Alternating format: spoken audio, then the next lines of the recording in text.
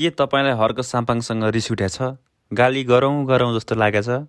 पक्नुहोस्, गाली नगर्नुहोस्। गाली गर्दैसी हर्क साम्पाङलाई मुद्दा हालिदिन्छन्। हिजो मात्र एकजना महिलालाई मुद्दा हालिसकेका छन् सिआइबीमा, फेरि अर्कोलाई हाल्ने तयारीमा छन्। राणाजी भन्ने मान्छेलाई उनले मुद्दा हाल्छु भनेर फेसबुकमा लेखिरहेका छन्। अब पछिल्लो समय मान्छेले युवराज सफलको दोस्रो रूप पनि भन्न थालेका छन्, तर उनलाई गाली गलौज गरेको खण्डमा मुद्दा हालिदिन्छन्। मुद्दा मात्रै हाले त हुने, मुद्दा हाल्छन् फेरि फेसबुकमा नै लेखेको गर्छन्।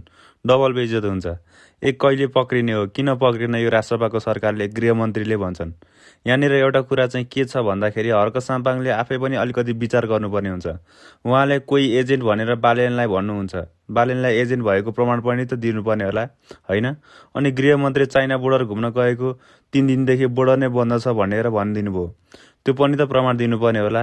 अरू कति होला। र हर्क साम्पाङले आफैले पनि कतिपय सूचनाहरू भ्रम हो कि के हो नजानिकन त्यत्तिकै भनिदिने, त्यो पनि त गलत कुरा होला। त्यसलाई पनि त विचार गर्नु पर्यो। त्यही कारणले पछिल्लो समय हर्क साम्पाङप्रति चिडिने मान्छेहरू पनि धेरै छन्। अनि कुनै दिन हर्क साम्पाङलाई एकदमै धेरै भगवान् राम्रो भन्ने पनि त थिए। राम्रो गर्दाखेरि राम्रो, तर पछिल्लो समय सरकारको विरोध गर्दाखेरि अलिकति हर्क साम्पाङप्रति मान्छे चिडिएका छन्। अब बाँकी हामी त राम भन्न सक्छौँ, अरू त के भन्न सक्छौँ र? हो कि होइन? हो हो हो।